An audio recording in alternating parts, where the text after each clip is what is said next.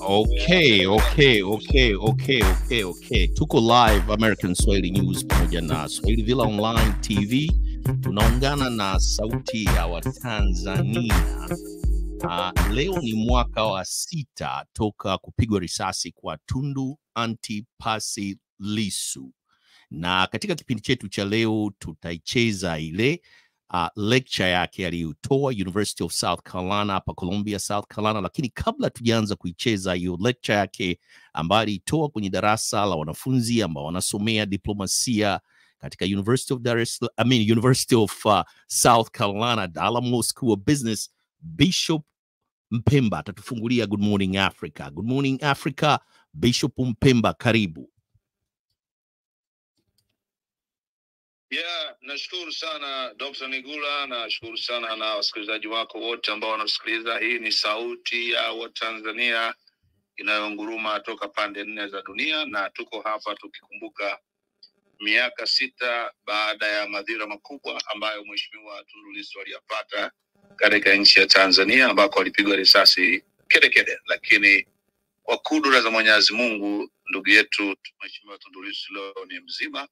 Na kwa tunakumbuka udhalimu mkubwa uliofanywa na serikali ya Tanzania awamu ile ya 5, ambapo walikaa na kujipanga kuangamiza maisha ya Mheshimiwa Tundu Lissu, ambaye alikuwa anatoa ushauri jinsi gani nchi inabidi ifanye na hasa inapoingia mikataba na mataifa mengine. Lakini ushauri ule ukaonekana kuwa umewakera, na kwa hiyo wakapanga mpango wa kuangamiza. Ni mambo ambayo yamefanyika miaka 6 iliyopita, kile tunakumbuka udhalimu katika nchi yetu. Na tunasema kwamba Tanzania haiwezi kaendelea katika jinsi hiyo. Tanzania imechukua kona ambayo sio kona nzuri. Lazima irejee katika ukanda wake. Nchi ambayo ilikuwa na heshima katika dunia, lakini baada ya tukio hilo nchi yetu ikapoteza heshima kabisa katika dunia.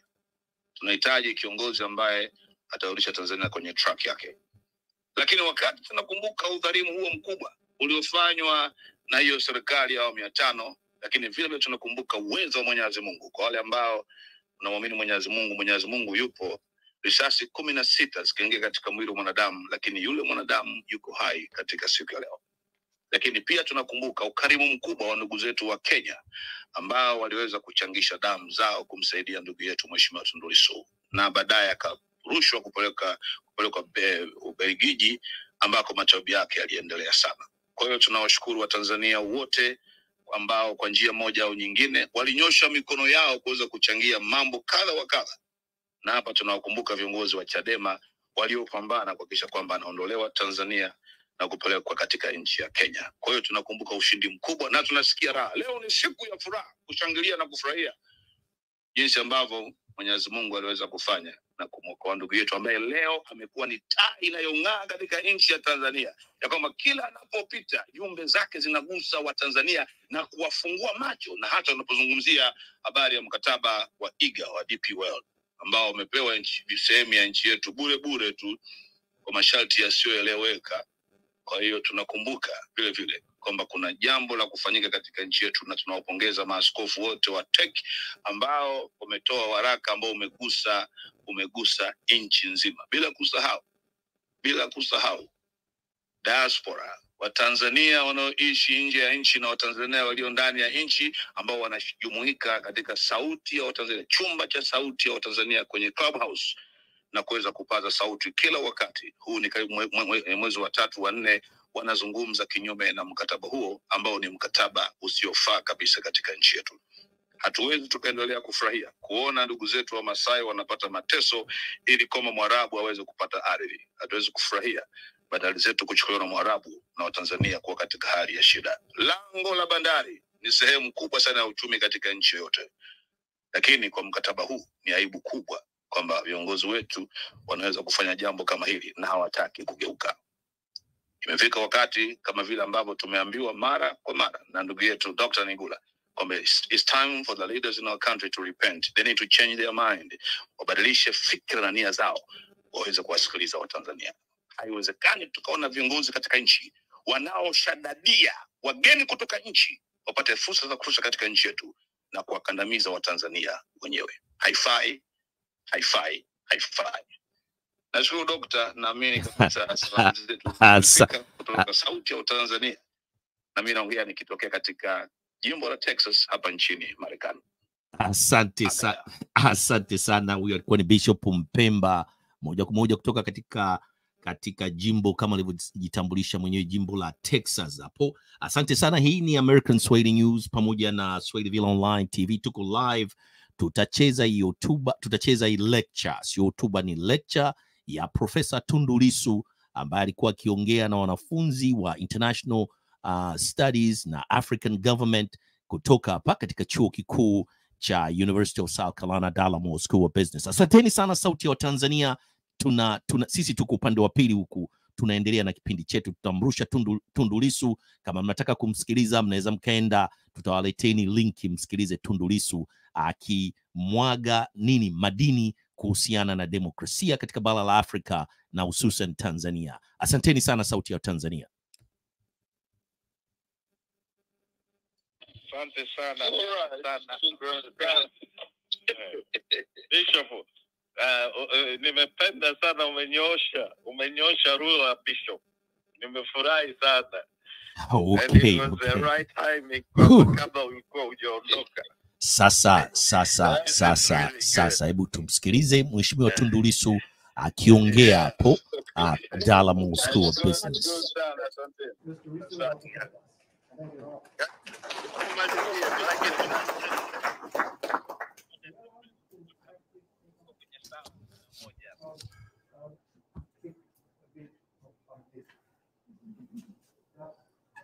Just so that I'm able to speak more freely. Thank you very much for the invitation. I'm a Tanzanian.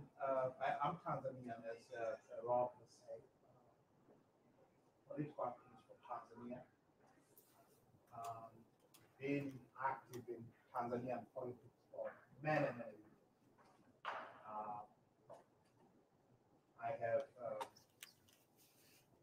I have been part of the democratic struggles in the country since my student days.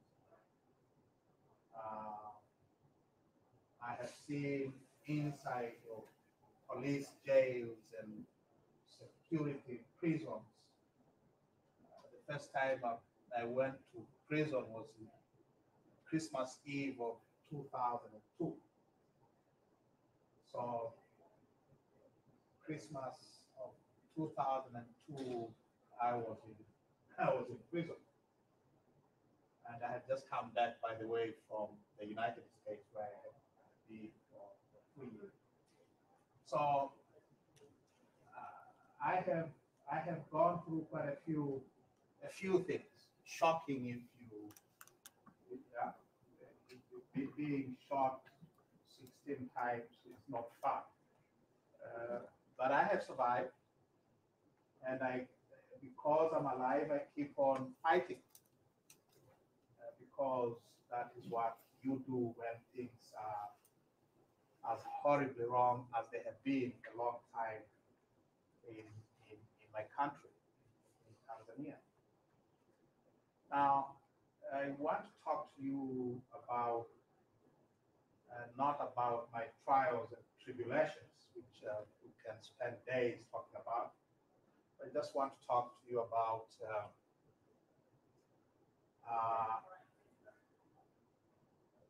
constitutional reform and the fight against corruption. If you will, another way of putting it, why democracy is important in the struggle against corruption. My assumption is, and has always been, that corruption thrives most in countries or regimes where there is no democracy, where the government cannot be held accountable either by parliament or through parliamentary means, or where there is no free press, or where the judiciary, the courts are not independent, or where civil society, you and me, are not organized. In other words, where there is democracy, there is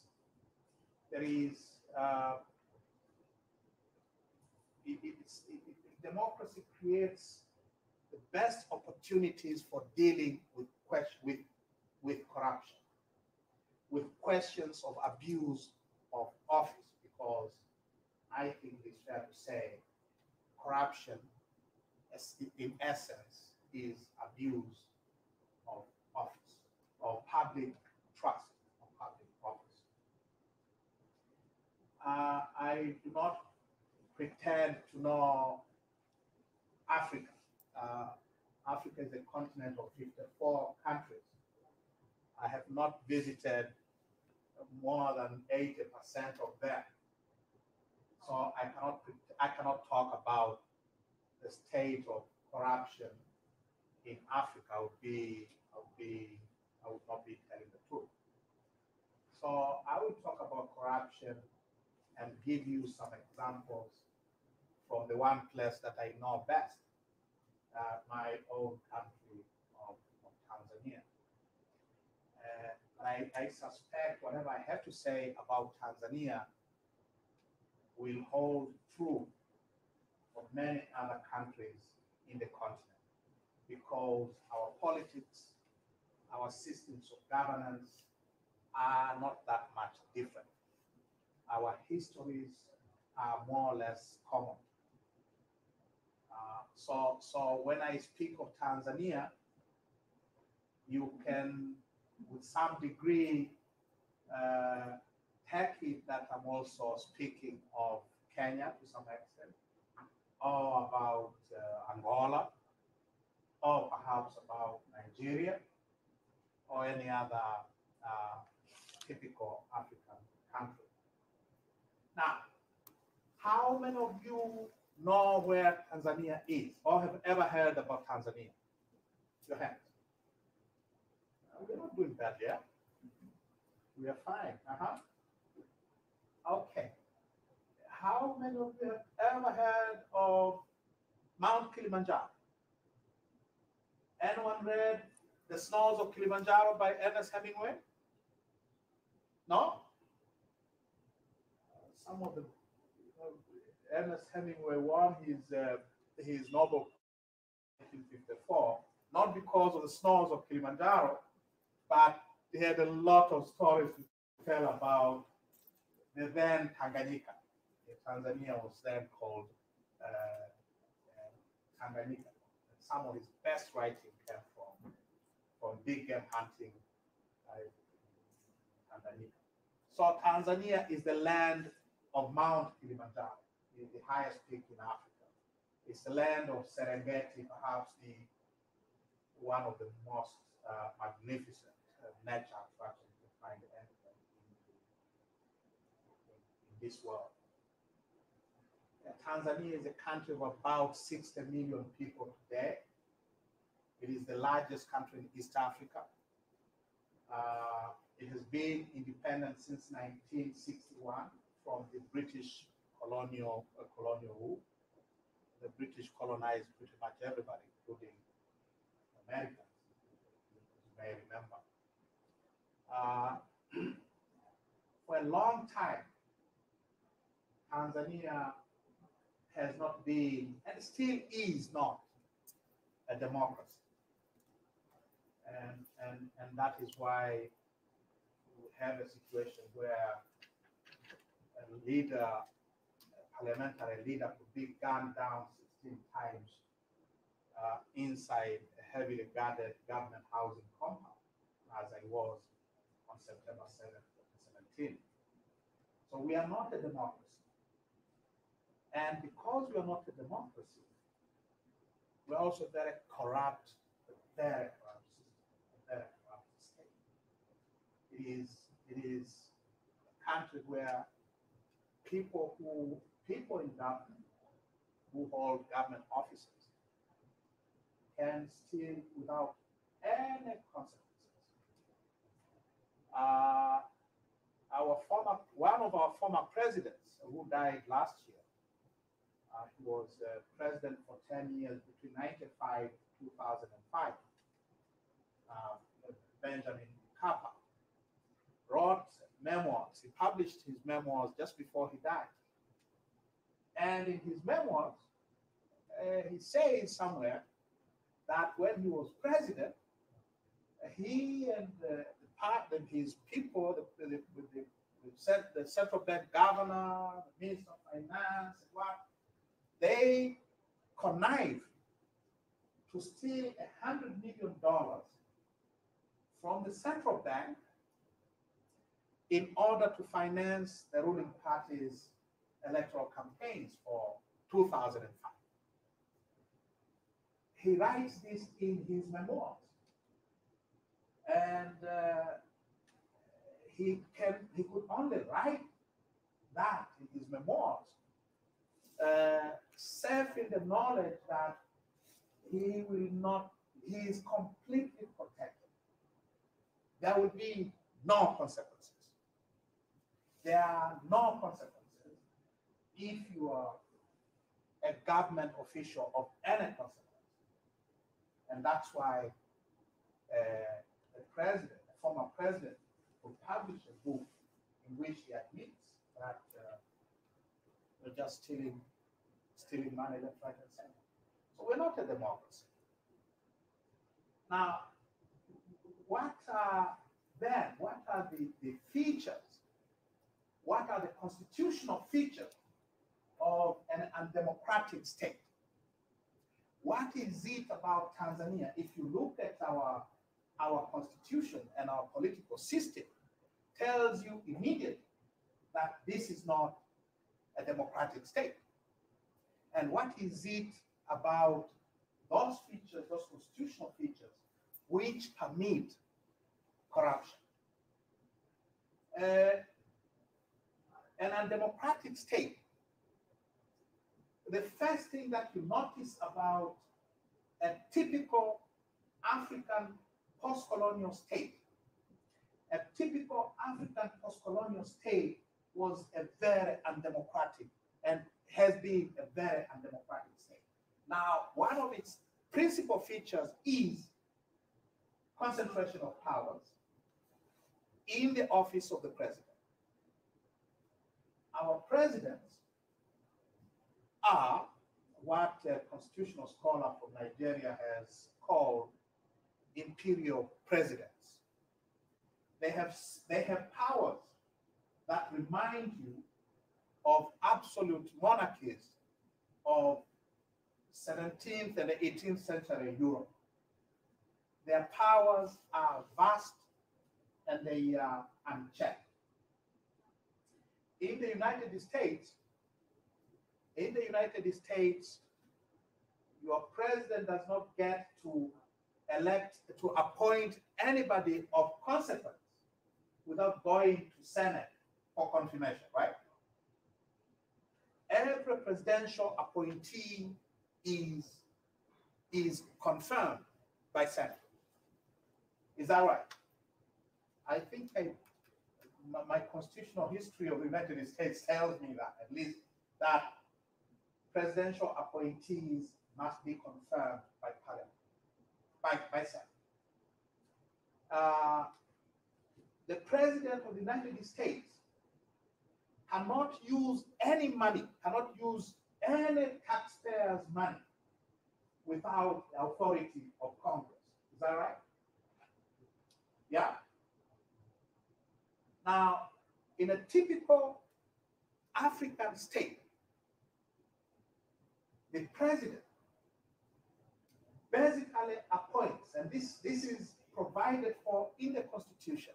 The president appoints literally everybody. All ministers, all, here you elect your governors, right? And sometimes you even elect your police chiefs. Is that right? The president appoints all ministers, all governors, and not just governors, county executives, appoints all judges, appoints all the heads of government entities like the Electoral Commission or Telecommunication Commission or your Securities and Exchange Commission. They are all appointees of the president. Did I say judges? All judges, all registrars of all courts, all chief executive officers of companies or corporations or other institutions owned by the government. The president appoints the military chiefs, all of them. All right. So the Tanzanian president, and by Tanzanian president, read a typical African president, is a very powerful person indeed. And all of these appointments are without any parliamentary oversight. Any. No parliamentary confirmation like you have here. And because the president appoints everybody of consequence, of any consequence, these appointees of the president are all the president's men and women. They are accountable to the president and the president alone. The president can dissolve parliament. In fact, he appoints a certain number of parliamentarians. In Tanzania, 10 members of parliament. So if one speaks of a view of Congress, here is congressmen and women are elected, right? In Tanzania, a certain number of them are appointed by the president. Now you can imagine if he or she appoints them, who do they serve when they sit in Congress? Do they serve the people? Or do they serve the president? You have a constitution which says that in money matters, Parliament shall not debate any proposal or motion or bill on money matters unless and until that motion or bill or matter is first approved by the president and tendered in parliament by the minister, and the minister is appointed by the president. In other words, in matters of public finance is also controlled by the president. So if he decides that no one is going to read the country's national budget this year, no one will. Because the president, any debate over money matters, money bills must be approved by the president. The president has power to dissolve parliament. Under what circumstances?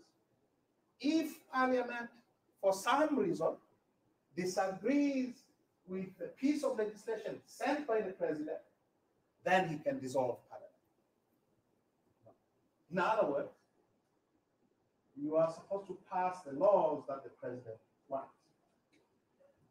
So I have concentration of powers. Number two, the second feature of these democratic constitutional systems is the impunity. The impunity within which those vast powers are exercised. There's been a lot of debate here about what to do with Donald Trump, right? After all what happened. There's been a lot of debate about prosecuting him in the courts. Is that right? In Tanzania, the president is effectively above the law. He cannot be prosecuted for anything he does or refuses to do or ignores to do while he's in office. And that's why President Mkapa could write in his memoirs that he and his fellow crooks stole $100 million and get away with it. So the president enjoys the kind of protection against criminal prosecution that reminds you of, like I say, of 17th and 18th century constitutional monarchs of absolute monarchies of Europe. He's beyond control. He cannot be controlled by parliament. He cannot be taken to court. He controls the instruments of violence. He's the commander-in-chief of the armed services.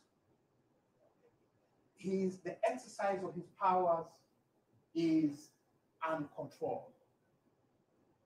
The president exercises powers in other spheres as well. In Tanzania, our land law starts by declaring that all lands in Tanzania are public lands at the control and disposition of the president. If you look at our mining law says all minerals in Tanzania are public property at the control and disposition of the president. If you look at our oil and gas law, it says all gas and oil resources of the United Republic are held in trust by the president on behalf of the people of Tanzania. So, this fellow who appoints everyone of consequence, who cannot be held accountable, also controls our resources. You get a point?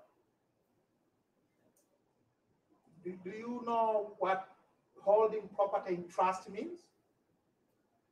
A trustee in law. I forgot to tell you I'm a lawyer, so forgive me. If your property is held in trust, is held on your behalf, the person who holds that property in trust on your behalf legally is the owner of the property.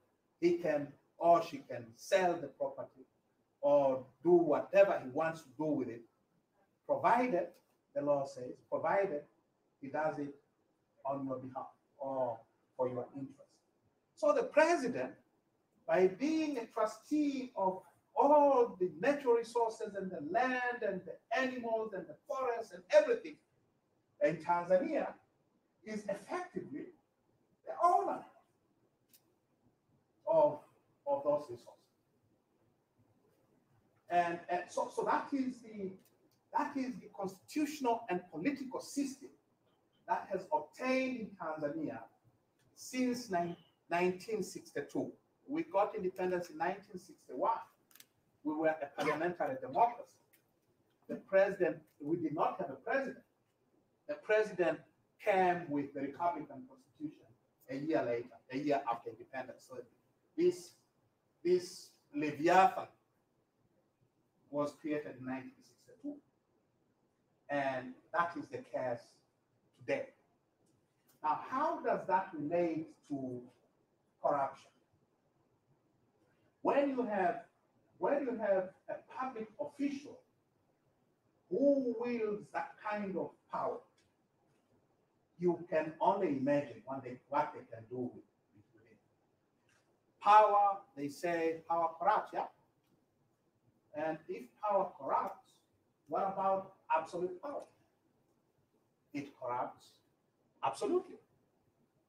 So we have had a system which has allowed our public officials, starting with the president, all the way down, which is made sure that these officials exercise powers without any control. And the results have been disastrous. So we have had cases in Tanzania. Mkapa stealing from the bank of Tanzania when he was president is just one example. We have many examples of theft, grand theft on a grand scale, being organized from State House, our White House. It is white. You know our presidential palace. We don't call it the White House, even though it is white.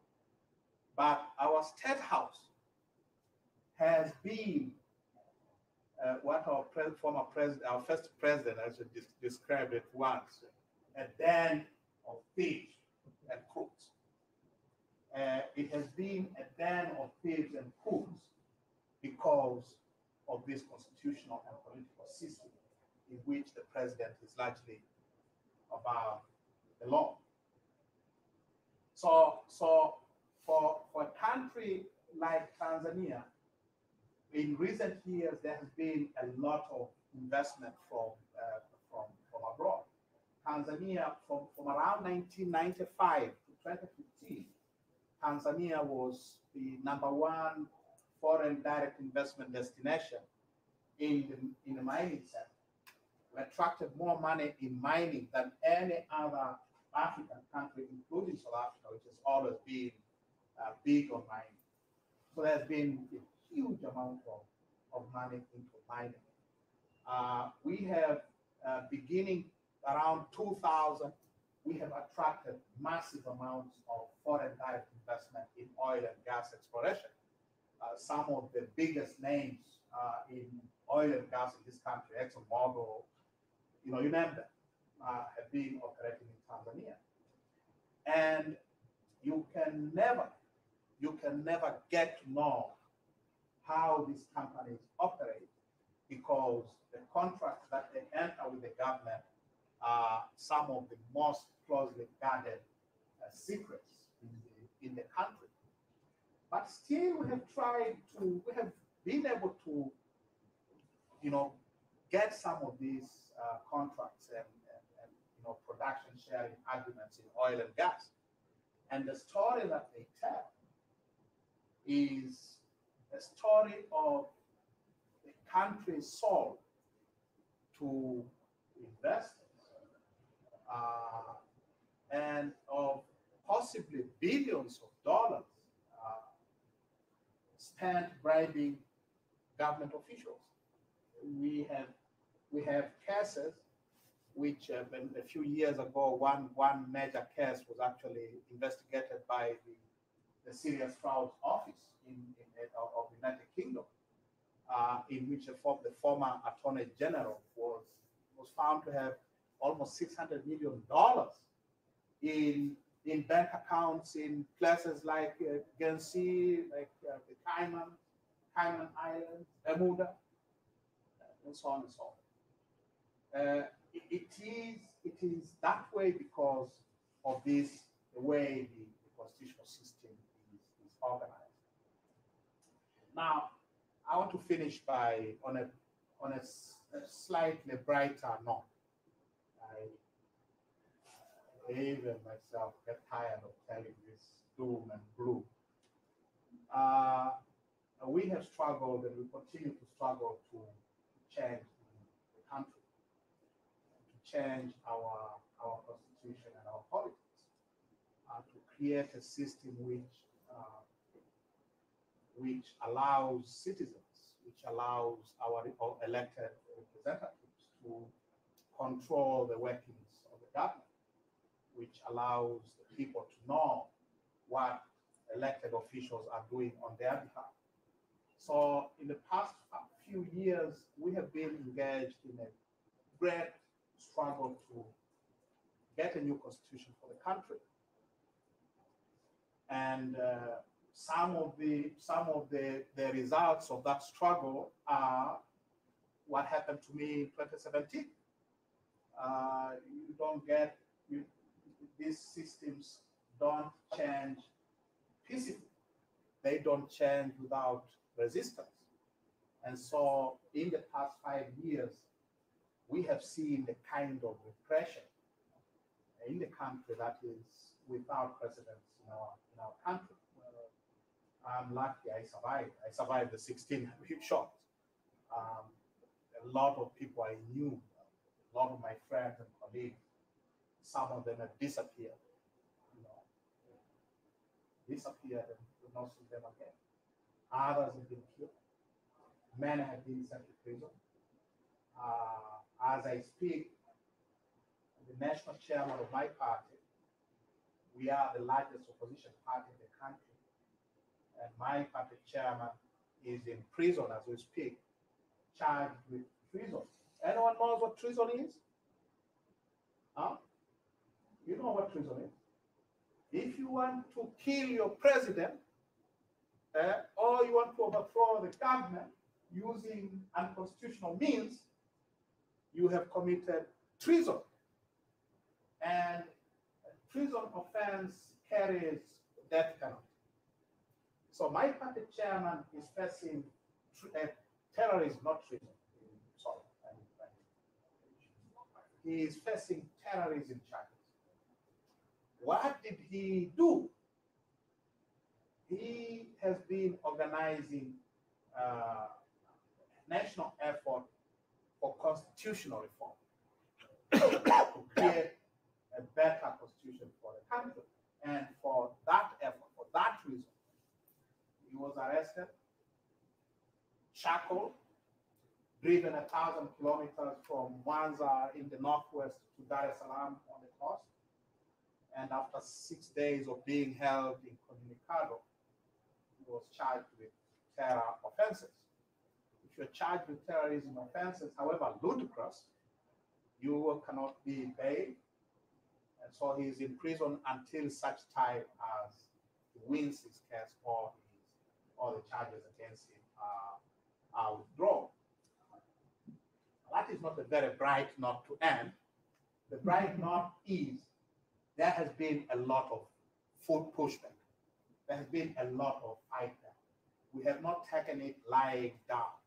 We have not accepted this reign of terror and this corrupt system. We have fought back with organized under terrible conditions. But Tanzania today is, I think, the opposition in Tanzania today is even stronger than it was 5 years ago when the repression began. Internationally, for a long time, Tanzania did not appear on international radar screens at all. We always had a very good press. But in these 5 years, international awareness of the situation in Tanzania has grown. We have a lot of support internationally. In the past 2 years alone, I have been to Washington, D.C. to speak to members of Congress, to speak to people in the State Department. This is my 4th time.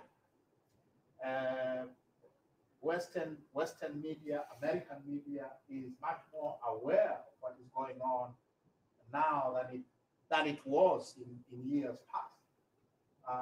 We have friends, we have supporters, pretty much in European Union, in Scandinavia. Scandinavians have always given money without asking questions. They are beginning to ask questions. And therefore, the hope is that a government, however strong, however corrupt, cannot withstand this kind of pushback from inside the country and from outside the country. That is the hope, and that is the bright spot. I think we shall win. I think we will get a better kind of country that we deserve. I'm done. If you have questions, I would love to answer. Yes. So I have a couple of questions actually, but I just want to say thank you for coming today. You speaking to us. It was very nice little speech, even if it was brief. And I know you would want to speak more. I can go on and on. So my question for you, which is like out of curiosity about yourself, would be like, what languages do you speak? You mean what languages do I speak? Yes. Okay, I speak 3 languages. Because I'm Tanzanian, I speak Swahili. Swahili is the national language. Everyone speaks Swahili. It's the language of the east coast of Africa. And Tanzania is a country of 120 plus ethnic groups. And I belong to one of those ethnic groups, a small tribe in the center of the country called the Wanyatu. So that is my first language, Kenyatu. And because Tanzania was a British colony, we also speak a bit of English. So English is my third language.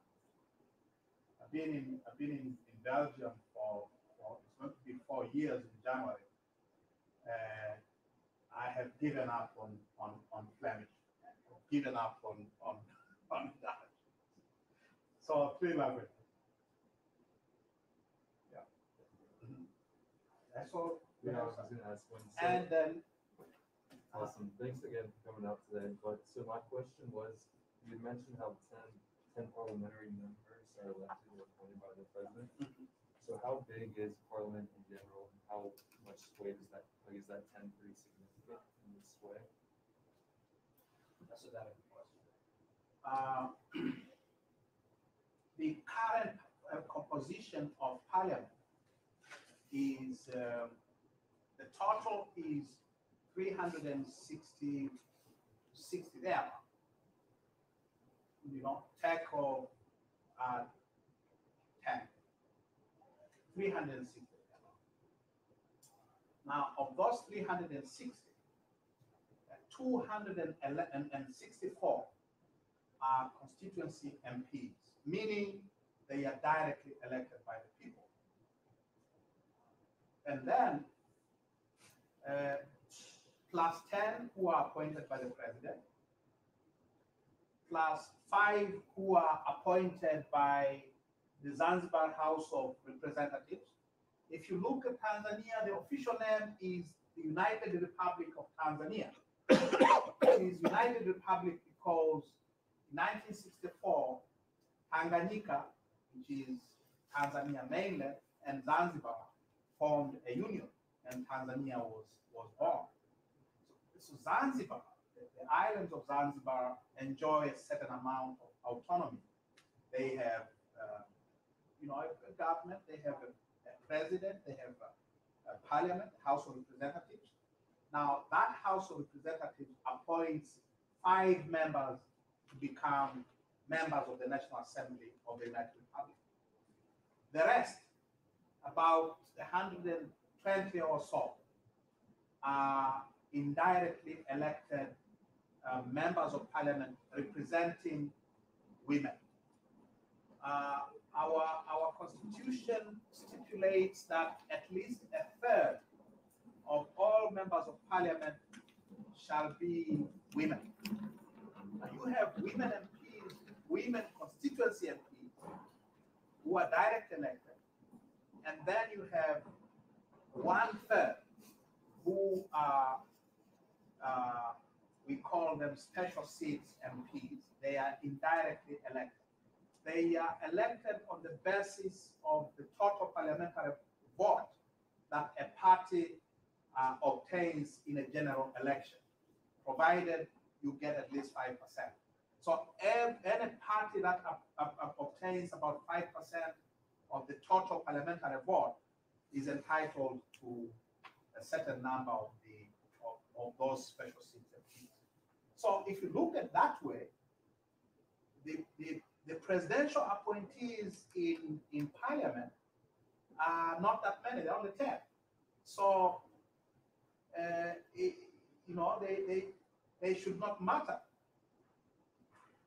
But they do matter.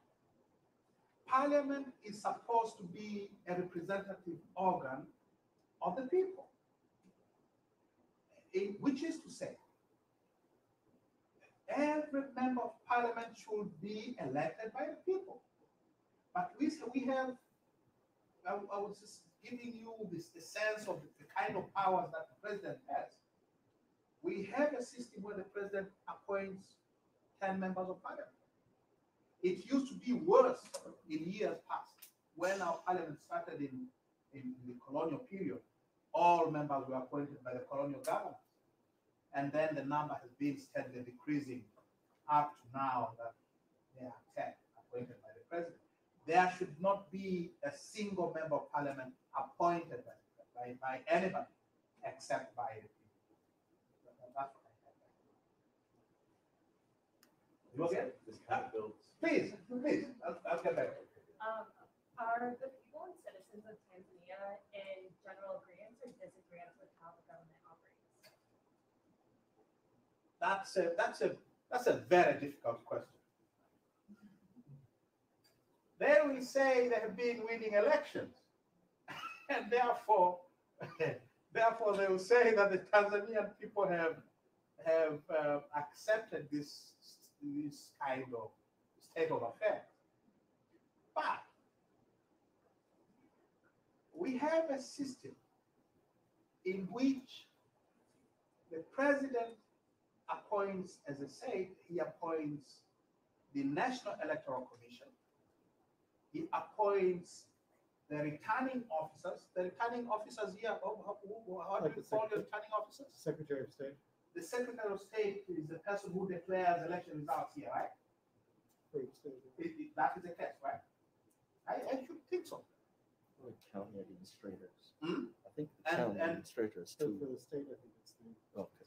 At the state level, do you have people appointed from Washington, D.C. supervising elections here? No. Here elections are supervised locally. In Tanzania, the people who declare the winners are appointees of the president. He can hire them, he can fire them. So come elections, who do you think they will declare the winner? Yeah? So we have had a situation where those of us who have been in the opposition, I cannot begin to tell you how difficult it is to win an election in Tanzania, even when you have the support of the people. You can get all the votes and still not be declared. So it's I would say that given a free and fair election, given a level playing field, the people of Tanzania will vote this lot out. But it has not been that easy for many years because they control the electoral machinery totally, almost totally. Yeah? Yes, ma'am. So, And then you, sir. And then somebody, yes, in that order. So, given that there are so stacked against the party as far as there are so many factors to consider, how do you plan on instituting a new constitution or fulfilling that goal? It's actually very easy to give up. It is very, very easy to give up because the odds are really stacked against us. But we just cannot afford to give up because if we give up, they will just run roughshod over us. And therefore we have to keep on fighting. And democracy is never given from heaven. It is built. You have to fight, you have to sweat, you have to pay the price. You people in the United States know this very well. You know, this country has a long tradition of people fighting to create better and more just systems here, right? How easy were the civil rights struggles of the 50s and 60s? How easy were they? Yeah. How easy was it to end slavery? It had my knowledge of the U.S. Constitution is there was a time when black people were three-fifths of a person. From being three-fifths of a human being to be a human being, you had to fight a civil war, right? And then you had a long dark night of Jim Crow, yeah? To end Jim Crow, people demonstrated and fought and worked and died and went to prison, you know? That's what we have to do. That's what we're doing. You cannot give up. And we will not give up. Yes, sir. I have two questions that go together. Yeah. So first, is there anything the opposition can do at this point to limit the corruption, like work with companies like ExxonMobil themselves? And second, theoretically, if your party were to come into power tomorrow, how would you view the presence of the companies like ExxonMobil in your country? That's a very good question, and a very difficult one. How do you deal with companies that you know that are operating in the country by through bribing of public officials? Will you kick them out and shut down their operations? How easy is that? Will you close their businesses and send their employees home? Yeah. So it is difficult. I think the most that can be done is to create systems, to create laws and institutions which will make sure that these kinds of behavior is not allowed to happen again. Maybe it may be possible to prosecute those who are responsible for, because not everybody enjoys immunity under our laws. It's only the president who enjoys immunity from prosecution. It may be possible to prosecute some of the people who have been involved in these corrupt deals, but it is not an easy subject. It is not an easy thing to do. You can imagine how difficult it would be to obtain the kind of evidence necessary to charge them. So it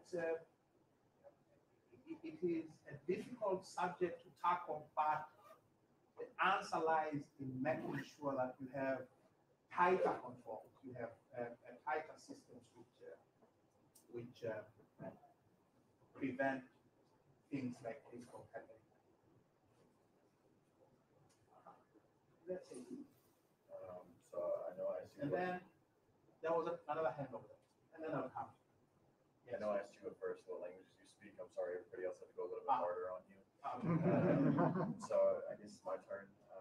But you did say you were a lawyer, and then you were also a parliament member until July of 2020. Is that correct? July 2017, September 2017. Okay, so that was, Actually, I was shot on September 7th, 2017, but because I had to leave the country, I was my parliamentary seat was I was stripped of my parliamentary seat in June of 2019 for absenteeism. Yeah. I was. They shot me, ran me out of the country, and then they said, "This guy, we hear he's in Europe somewhere. He's not in Parliament working, is it?" Yeah.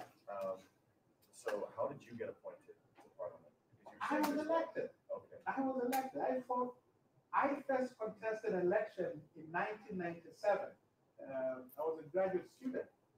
That was our first multi-party election in our history.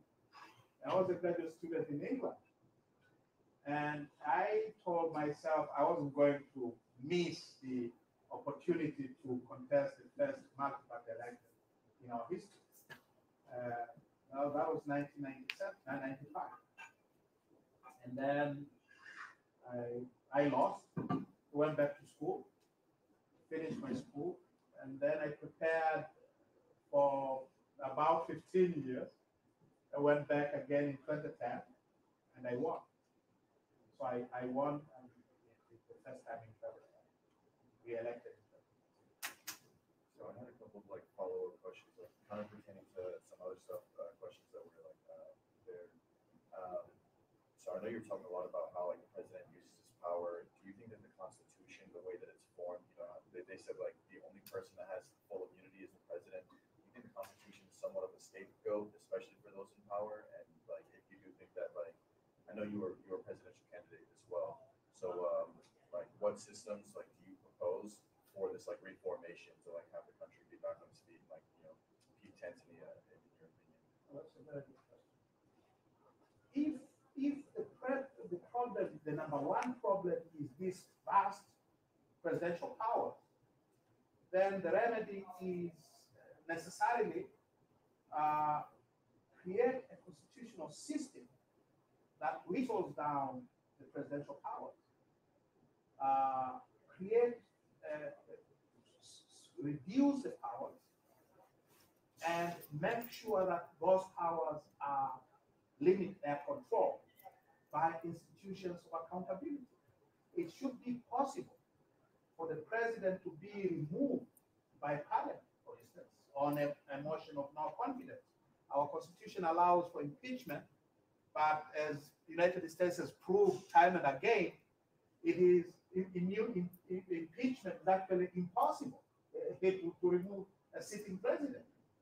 So, if impeachment does not work, and it has not worked in America, you know, since 1787, then it should be possible for the president to be removed on a simple vote of no confidence, like is the case, for instance, in South Africa. The South African president can be removed by parliament on a vote of no confidence. Prime ministers in parliamentary democracies are subject to removal by parliament on motion of no confidence. So a system that allows institutions of accountability to control the president. Parliament is one, the courts are another. It does not stand to reason that the president should be protected from being held accountable for wrongdoing. This is a vestige of the absolute monarchies of centuries past. They cannot be allowed to continue in the 21st century. So reduce the presidential powers, control the White House, if you will, and empower citizens, empower the media, remove these laws that prevent people from speaking out. You know, a wide range of democratic measures are needed in order to make sure that you don't have this kind of imperial president. Yeah? Yes, ma'am? Hi. Kind of going off of this question, do you think that you were shot because you want the president to become accountable and you want like their power to be limited? And who do you think was That is, let me say this. In the year before the shooting, between June 2016 and July of 2017, I was arrested 8 times and charged in court 6 times. As we speak, I have 6 different criminal cases facing me in Tanzanian courts. And all those arrests and all those criminal charges are based on statements made against the president or his exercise of his powers.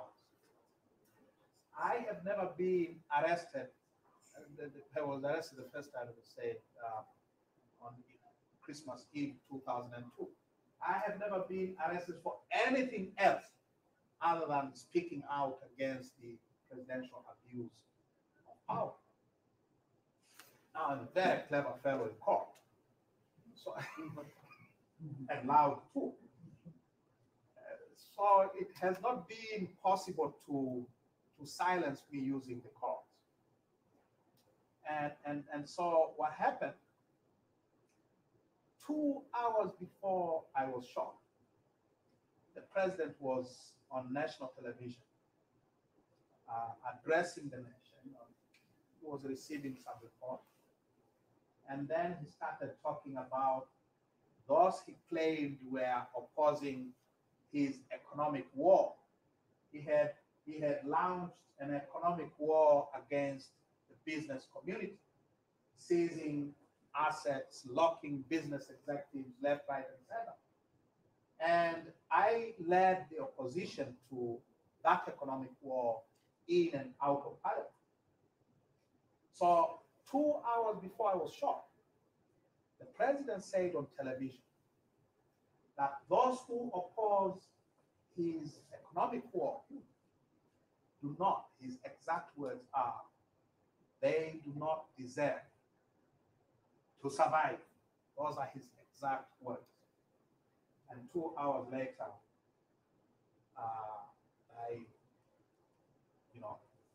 I was hit 16 times. And I was the opposition chief whip. I basically the number 2 in the opposition in Parliament. And I was entitled to parliamentary housing. I was living in this fancy apartment in a heavily guarded government housing compound where ministers and all the big people were living. Guarded 24/7 with CCTV cameras all over. And that day, all security was removed. So these hitmen followed me from Parliament at lunchtime all the way to my driveway, and outside the apartment they opened fire with automatic rifles. And there has never been any investigation, none, not even an interview. I have never been asked by a single police officer investigating my case, what happened to you, Mr. Lissu? None. There has never been a single arrest. The police force, the Tanzanian police force, has said officially that they do not have a suspect. And of course, I was denied my medical benefits. I was a member of Parliament, all right? So I basically was treated by people contributing $2, $3, $10. And eventually, of course, they stripped me my parliamentary seat. So it has been very clear to me and to many people that the president was behind the shooting. The second part of the question was? I asked you about this one. Oh, yes. There you have it. Yes, please. Once again, it's like such an honor that you're here, Mr. Lissu.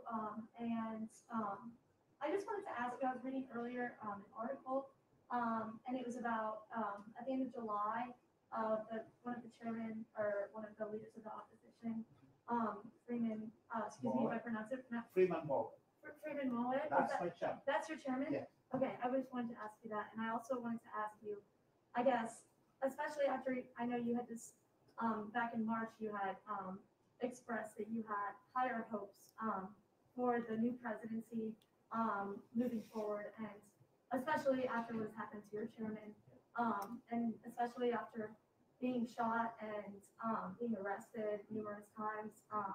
Where do you personally find the drive and the perseverance to move forward, and what keeps you going back to the fight in Tanzania? I will speak first of the my initial optimism about the new president. President Samia Suluhu Hassan was a cabinet minister at a time when I was in parliament. In fact, she reported to the parliamentary committee on which I was a ranking member. So I worked with her very, very closely. I used to give her help. As I say, I'm very noisy, very loud. I'm a Rottweiler of sorts. I never let go. So I worked with her for 5 years. She's not mad of the Magufuli stuff.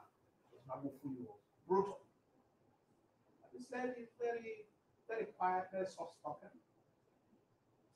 And when I was shot, President Magufuli told the people from his party, from the ruling party, members of parliament, and everybody else, that I'm watching for who will go to Nairobi to see, to check on his face.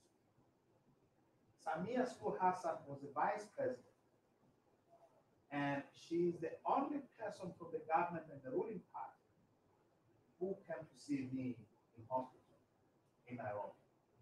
She came for something else. She came to participate in the inaugural ceremony for President Uhuru Kenyatta, which is in November 2017. But she made time to come and visit me in hospital, for which I hear she was severely reprimanded by her boss. And she was simply, even though she was the vice president, and even though she perhaps knew a lot of the bad things that were happening, I and many people in Tanzania do not associate her with the kind of repression that was visited upon us. So when she became president, I was very hopeful. In fact, I reached out immediately. Within 2 days of her swearing in, I contacted her office. Called, and I asked to speak to her. And they told me it was still very hectic. They hadn't buried Magufuli yet. So they told me the president will call you when she's cleared her entry. So I waited. Months, weeks turned into months, and I started complaining loudly. That we had reached out. My chairman, Mr. Mbowe, wrote after I had called her. Mr. Mbowe wrote officially to the president that we would like a meeting to discuss the situation in the country. And we were immediately, our office responded. The president has accepted, has promised to invite you to the State House for a discussion when she gets time, she lets me know. Which was nice. We had never been treated like that, For 5 years, we're being hunted down like criminals. It did not happen. And so when we started complaining loudly that the president was meeting everybody else except the largest opposition party in the country, she apparently heard, and on the 20th of July, last month, I was in a meeting in Berlin, and I received a call from Dar es Salaam, from State House. Mr. Lissu, the president wants to call you. Wants to talk to you. I said, I'm in the midst of the meeting, and when I finish the meeting, I'm going straight to the airport to return to Belgium. Is it possible to talk to her tomorrow? And they said, yes, we'll call you tomorrow. That same evening, they arrested Mr. Moore. And after my chairman was arrested, later charged with terrorism, I think there was no reason for the president to call me again. So she didn't call. But the story that I heard was the Magufuli loyalists. She inherited, when she became president, she inherited the entire machinery of government and its personnel, which was made in the image of John Pombe Magufuli. And these Magufuli loyalists are basically exercising power. She never had a political base of her own. So that she's surrounded by these vultures who were terrorizing us during the Magufuli years. And I believe, and this is what I've been told, that arresting Mr. Mbowe and charging him with terrorism was intended to basically spoil things. If your chairman is being held, and everyone knows that these are just fabricated, this is a fabricated case, then chances of dialogue are nil. So there are spoilers. There are people, very powerful people within her government who are spoiling things. And these are the people she inherited from her predecessor. What keeps me going? I'm alive.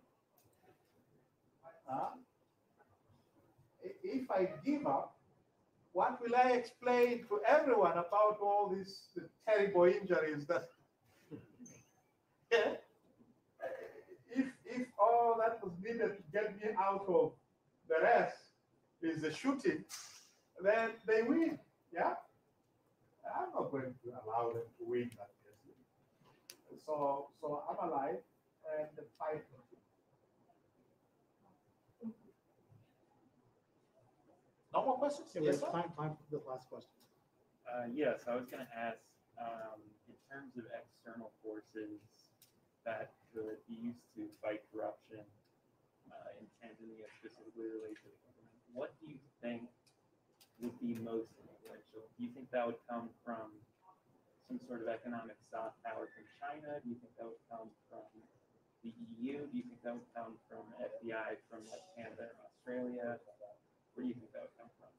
It will come from lots of places, but certainly not from China. The Chinese have their way of doing business, and it is very Chinese way. Their companies do not operate the way Western companies operate. I'm not suggesting that Western companies are not corrupt. I'm not suggesting. I'm saying that it is easier. It is easier to deal with corrupt Western companies because the systems here are much more open compared to China. You cannot know what goes on in the Chinese companies. I fought some of these companies. Barrick Gold Corporation, which has been operating in Tanzania for some time, caused a lot of trouble with the communities in rural Tanzania where they have their mines. And it was easier to fight Barrick because you can go to their website and get a lot of information about their operations. You can go to the website of the Canadian Security and Exchange Commission and get a lot of information about Barrick and its activities. You can ask friends and colleagues in Canada to apply for information under the Freedom of Information Act, and you get tons of documents. And we have obtained a lot of information from those areas, from the US, from Canada, from Western Europe, because of democracy, because systems are transparent. And because systems are transparent, it is possible to fight these corrupt groups in the West than it is fighting them in China. We never really bother the Chinese. When I come to Washington, I speak to members of Congress. I go to State Department. I speak to people at the State Department, and they listen. I speak to American media. It is easier because of democracy, because it is, you have freedoms here that you don't have elsewhere. The World Bank has, over decades, supported some of the most dubious projects in many parts of Africa and developing world generally. But it has been possible to deal with those projects because of the transparency. The World Bank has been forced to open up its books, and it is impossible to do that in China.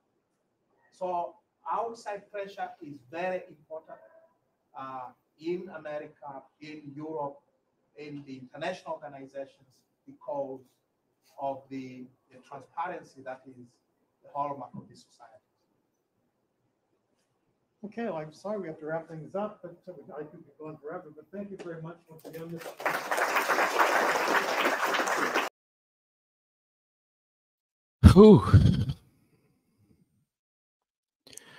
Mwaka wa 6, na alikuwa akiongea hapo Dalamo School of Business kama mlivyomsikia. Huyu ni Tundu Antipasi Lissu. Alikaribishwa na idara inayofundisha masuala ya kiserikali, hususan ambao wamejikita zaidi katika bara la Afrika na wanaangalia masuala ya corruption pamoja na serikali za nchi za Afrika. Wengi wa wanafunzi hao mliowaona, wengi wao watakuja kuwa madiplomat, viongozi katika serikali kuu ya hapa Marekani au federal government, na wengi wao watakwenda katika bara la Afrika. Labda baadhi yao watafika hata Tanzania na kufanya kazi katika balozi hapo ya Marekani hapo Tanzania. Practical teaching, na wamepata fursa ya kuongea na Tundu Antipasi Lissu ambaye alikuwa kama profesa katika darasa hilo. Huyo ni kiongozi, sifa za uongozi zinaonekana darasani. Je, upande wa pili, je, wanazo fursa hizo au wanafanya kama kiongozi huyu Tundu Lissu ambaye mwaka huu ni wa 6 toka amepigwa risasi, na amezungumza bayana kabisa. Nilikuwa naandika chini wakati huo akitoa washa hiyo au lecture hiyo kwamba hakuna mtu yoyote aliyekamatwa, hakuna uchunguzi wowote, hakuna mtuhumiwa, na alifutiwa benefits zote zinahusiana na matibabu.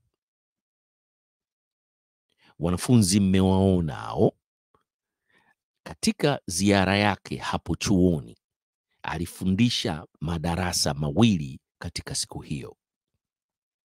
Alikuwa mtulivu darasani, alikuwa akiulizwa maswali na kuyajibu maswali kwa kina, na alikuwa anaongea kama ni mwalimu wa madarasa hayo katika muhula huo. Mpaka akaulizwa swali, anazungumza lugha ngapi? Huyo ni kiongozi.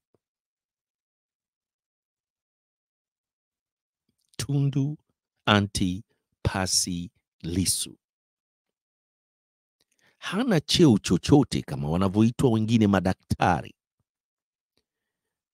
Ni Tundu Antipasi Lissu. Watanzania wanawahitaji viongozi kama Tundu Antipasi Lissu. Nchi ya Tanzania inamhitaji Tundu Antipasi Lissu. Freeman Aika Mbowe, kama mzee Mwalimu Msuya alivyozungumza katika mahojiano yake na ITV, wakajifunze upande wa pili CHADEMA.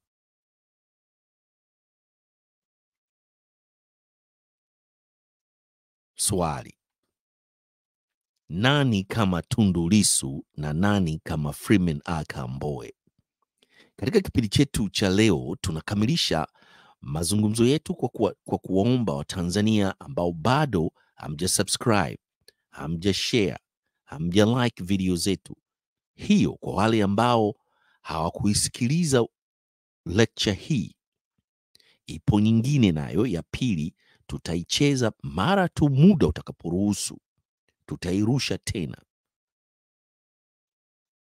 lecture ya pili, kwa sababu alifundisha madarasa mawili katika siku hiyo alipokuwepo Dalamo School of Business, University of South Carolina, hapa Columbia, South Carolina.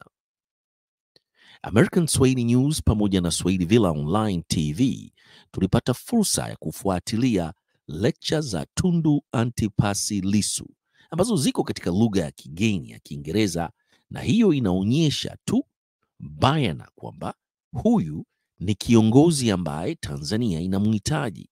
Nchi yetu ya Tanzania inahitaji kiongozi ambaye anaweza kwenda katika vyuo vikuu hivi vikubwa duniani na kutoa lecture. Haitwi daktari, anaitwa Tundu Antipas Lissu. Kesho anatakiwa kuongea Ngorongoro.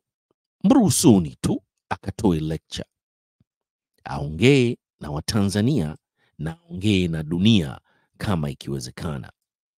Tunakamilisha kipindi hiki cha Good Morning Africa katika siku hii ya leo. Ilikuwa ni special edition ambayo tumemtolea tu kwa Tundu Antipas Lissu. Sio daktari, ni Tundu Antipas Lissu. Ametoa lecture hapo Dalamo School of Business. Kwa wale wa Tanzania ambao mnataka muijue, Dalamo School of Business ipo hapa Columbia, South Carolina. Na kama mnamtaka kumjua ni nani Dalamo, Dalamo ni mwanafunzi aliyesoma katika chuo hicho cha Dalamo, na sasa hivi ni mmoja kati ya mabilionea hapa Marekani ambaye anajishughulisha zaidi katika biashara za real estate au commercial real estate, na vilevile katika biashara zingine kubwa kwelikweli hapa Marekani. Anaitwa Dalamo, na hicho chuo cha biashara hapo katika University of South Carolina kinajulikana kama Dalamo. Ni nadra sana kupata lecture ya kuja kuzungumza Dalamo School of Business. Hivyo Tundu Lissu sio daktari, bali ni mtaalam.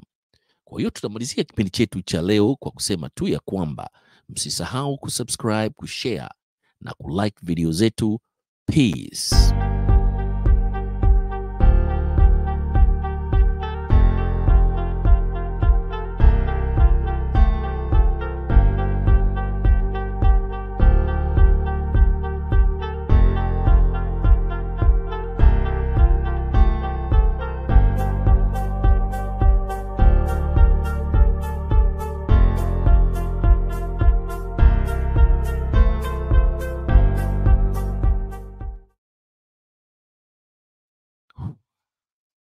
Wow.